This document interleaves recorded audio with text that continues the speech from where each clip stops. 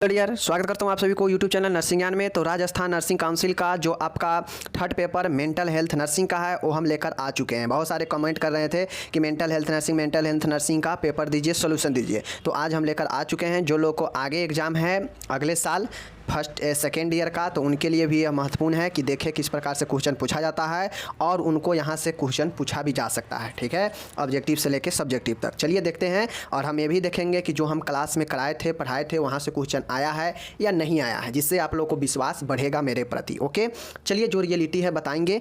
और आप स्टूडेंट हैं और यहाँ से पहले पढ़ रहे थे सेकेंड ईयर का तो ज़रूर बता सकते हैं। ठीक है, चलिए शुरू करते हैं। देख सकते हैं आपके सामने में यहाँ पे है, कोई यहाँ पे गलत क्वेश्चन नहीं है। सेकेंड ईयर का मेंटल हेल्थ नर्सिंग का है। और चलिए शुरू करते हैं।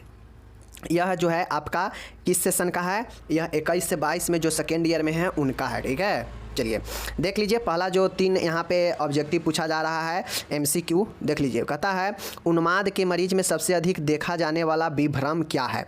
मतलब जो पेशेंट होते हैं उसमें मेनिया वाले पेशेंट में सबसे मोस्ट कॉमन जो डेलूजन है वह कौन सा होता है? तो आप लोग को मैं पढ़ाया हूँ। क्या उसमें अपराध का बोध होता है, क्या उत्पीड़न का भ्रम होता है, या शून्यवादी का बोध होता है, या फिर महानता का बोध होता है? देखिए मैं आपको पहले ही पढ़ाया, जो मेनिया वाला पेशेंट होता है ना, अपने आप को बहुत ज़्यादा श्रेष्ठ समझता है, अपने आप को बहुत ज़्यादा बुद्धिमान समझता है, मतलब उसके अपने आप के महानता पर सबसे ज़्यादा भ्रम होता है मेनिया वाले को। तो ये नंबर इसका राइट हो जाएगा। ओके, दूसरा यहाँ पे देखिएगा, कहता है लिथियम का सबसे सामान्य दुष्प्रभाव क्या है?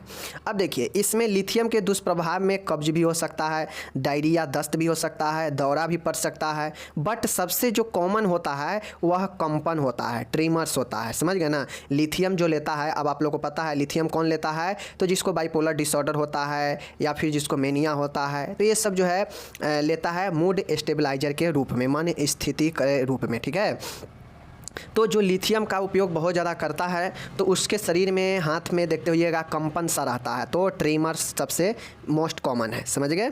ओके, नेक्स्ट यहाँ पे आप लोग देख लीजिए। कहता है डेमनेशिया का सबसे सामान्य कारण क्या है?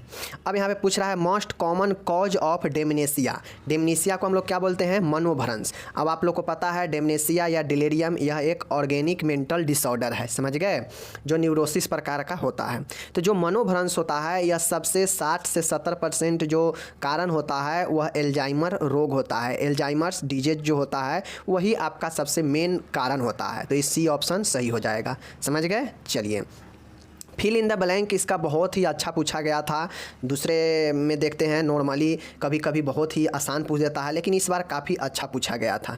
फिल इन द ब्लैंक 4 है, देख लीजिए। कहता है वर्निंग्स एनसेफेलोपैथी जो है किसके कमी से होता है, किसके कमी के कारण होता है? वर्निंग एनसेफेलोपैथी, ठीक है ना?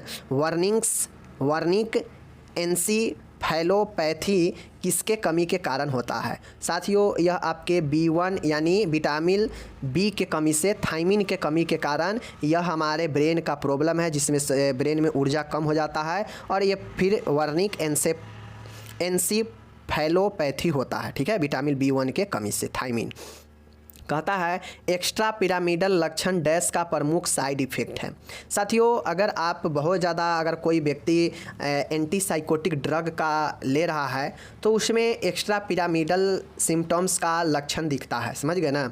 अब इसमें होता यह है कि मसल स्टोन जो होता है वह चलने फिरने बैठने में जो है दिक्कत आने लगता है, यही एक्स्ट्रा पिरामिडल होता है। अब यह कब होता है? तो एंटीसाइकोटिक मेडिकेशन के बहुत ज़्यादा होने से यह चीज़ें इसका प्रमुख लक्षण होता है। तो यहाँ पे एंटीसाइकोटिक ड्रग होगा। समझ गए? चलिए तीसरा है कि dash is symptom of catatonic schizophrenia. साथियों कैटाटोनिक जो सिजोफ्रेनिया होता है इसमें सबसे जो इसका लक्षण होता है वह आप लोग को पता है कि एक बेहोशी होता है और एक उत्तेजना होता है। या तो जो पेशेंट होगा सिजोफ्रेनिया के उसमें कैटाटोनिक होगा तो या तो वो स्टूपर होगा, मतलब बेहोशी हो सकता है, या फिर उसमें उत्तेजना आ सकता है, एक्साइटमेंट आता है। अब आप लोग देखते हैं कि कोई पागल व्यक्ति रहता है तो एकदम से उसको मूर्छा आ जाएगा, बेहोश हो जाएगा, या फिर एकदम से वह कोहराम मचाने लगेगा। तो यही चीज़ें हैं, या तो उत्तेजना होगा, एक्साइटमेंट होगा, या फिर स्टूपर यानी बेहोशी होगा। यही 2 लक्षण 2 प्रकार के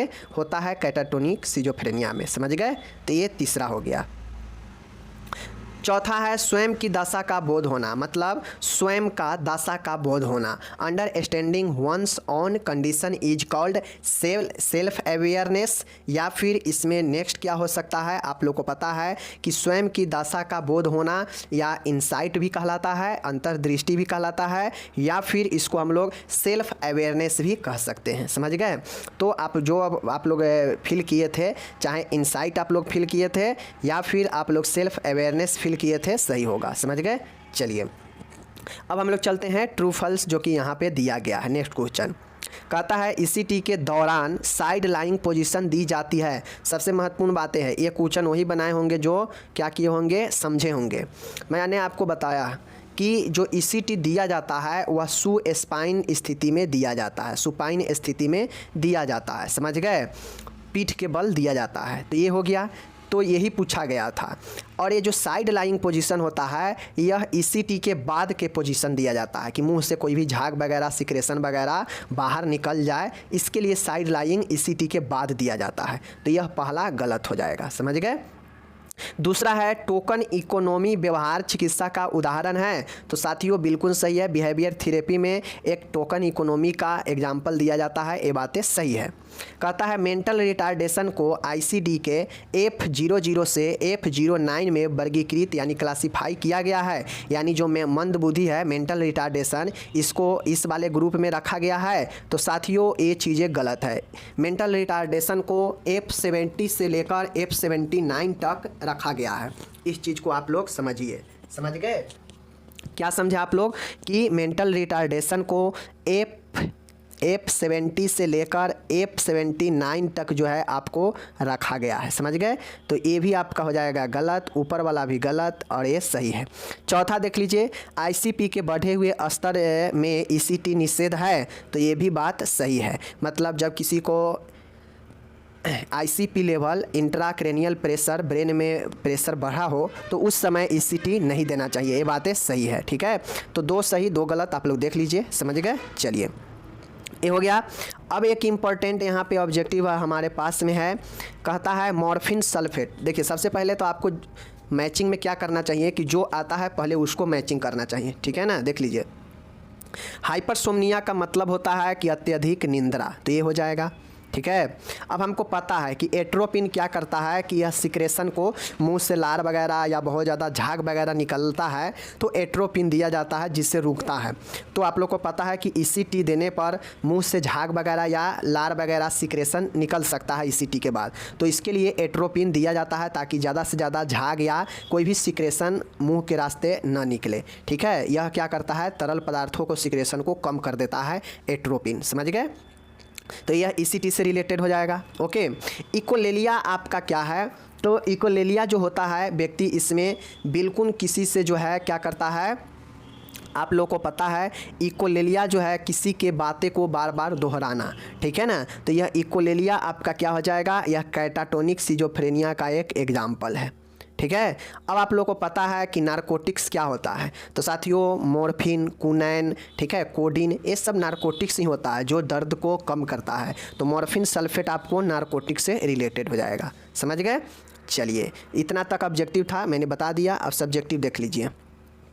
सब्जेक्टिव में देख लीजिए 5 क्वेश्चन का जवाब देना है, 6-6 मार्क्स का है। ठीक है? देख लीजिए, हमने सामुदायिक स्वास्थ्य सेवा में नर्स का भूमिका हमने भी पढ़ाया है, as a teacher, as a administrator, as a counsellor, ये सब हमने पढ़ा रखे हैं। तो ये भी पढ़ाए हैं।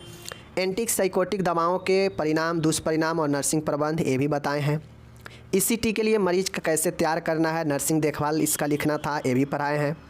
ठीक है? विभिन्न मनोचिकित्सा का सूची बनाना है साइकोथेरेपी का, जिसमें बिहेवियर थेरेपी, फैमिली थेरेपी, मिलू थेरेपी, एवर्जन थेरेपी, ये सब के सब पढ़ाए हैं। ठीक है? अब कहता है मनोचिकित्सीय आपात स्थिति यानी साइकेट्रिक इमरजेंसी का लिस्ट बनाना है। जैसे मैंने पढ़ाया कि एग्रेसिव, ठीक है, बहुत ज़्यादा लो हो जाना, बहुत ज़्यादा विध्वंसक हो जाना, ठीक है, ड्रग टॉक्सिसिटी, सुसाइड करना, ठीक है। तो ये सब आपातकालीन स्थिति होता है मनोरोग का, उसका लिस्ट बनाना, ये भी हम पढ़ाए हैं। मानसिक रूप से बीमार व्यक्ति की मानसिक अस्पताल में भर्ती की क्या क्या प्रक्रिया है, ये भी हम पढ़ाए हैं। तो इस 6 में से मात्र 5 को ही लिखना था, हमें जो सब के सब पढ़ाए हैं, समझ गए। पढ़ने वाले स्टूडेंट के लिए बहुत आसान प्रश्न था। नेक्स्ट यहाँ पे सी नंबर सेक्शन है लॉन्ग क्वेश्चन का, 3 में से कोई 2 का ही जवाब देना है। ओके, देख लीजिए। मेनिया हम पढ़ा चुके हैं, इसका चिकित्सीय लक्षण, इसका नर्सिंग प्रबंध पढ़ा चुके हैं, तो ये भी आपका 15 नंबर आसान था। ओके, नेक्स्ट है फार्मेकोलॉजी को परिभाषित कीजिए, साइकोट्रोपिक दवाओं का वर्गीकरण कीजिए और साइकोट्रोपिक दवाओं को देने में नर्स की क्या क्या भूमिका है बताना था। तो साइकोफार्मेकोलॉजी भी पढ़ाए हैं, दवाओं का वर्गीकरण जैसे antipsychotic, anti neuroleptic, anti anxiety, anti depressant, mood stabiliser, anti Parkinson, इस सब हम पढ़ाए हैं और इसमें नर्स का क्या भूमिका होता है आप लोग जानते ही हैं। ओके, इसके बाद पूछा है सबस्टांस एब्यूज या इसी को ड्रग एब्यूज भी बोलते हैं। ठीक है, मादक द्रव्यों का सेवन को परिभाषित कीजिए। ठीक है, इसके विभिन्न प्रकार लिखे और प्रबंध के बारे में लिखना है। ओके, तो तीनों हम पढ़ाए थे, इसमें से मात्र 2 का ही जो अच्छा सबसे याद था उसको लिखना था। ओके, चलिए ये चीज़ें हो गया यहाँ पे। बाकी जो लोग पढ़ते हैं उनके लिए तो जहाँ से हम जितना पढ़ाएं उसके अंदर से ही 100% क्वेश्चन आया है। बाकी आप लोग देख कर बताइए कमेंट करके। मिलेंगे अगले वीडियो में, धन्यवाद।